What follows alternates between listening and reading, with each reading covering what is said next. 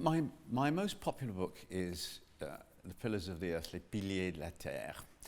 And at that moment in history, the English and the French masons were interchangeable. So the masons always traveled looking for work, and French masons would come to England to work, and English masons would go to France to work.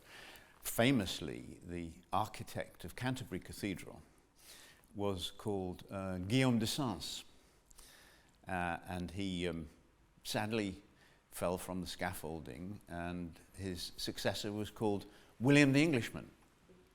So this is a moment, this moment in history, which has been very important to me in my work, is a moment when French and English people worked together to build the most beautiful buildings in the world. Well, I have to talk about this in a selfish way. I love old buildings, particularly cathedrals, and they've been very important in my life and in my work. And so I would love for all these wonderful old buildings to be preserved. And it's very difficult because it's terribly expensive. It's millions of pounds, millions of euros to mend the roof of a cathedral. So it's extremely difficult at a time when all the governments of Europe have so many demands on the money that they raise. So if I can do a little bit by talking about cathedrals and in my books, by engaging readers in the romance of cathedrals, then perhaps I can help a little bit.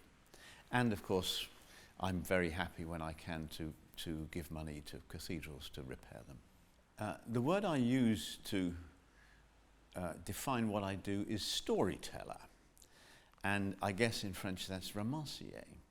I hope that's romancier. And you know, there are some novelists who focus very much on words and sentences, rather in the way that a poet does. And there are some books in which the way in which words are used is the paramount appeal of the book. And I write a different kind of story. In my books, the paramount appeal is the story.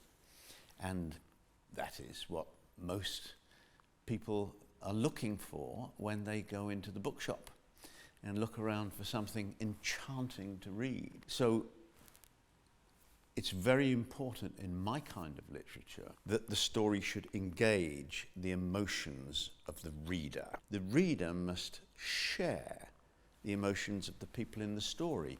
If somebody in the story is sad, the reader must have a tear in their eye. If somebody is treated unjustly in the story, the reader must feel this is wrong. And if something dangerous is happening, the reader must sit on the edge of the chair like this with the book. And that's what my readers want, and it's what most lovers of fiction want. And so that's why I call myself a storyteller.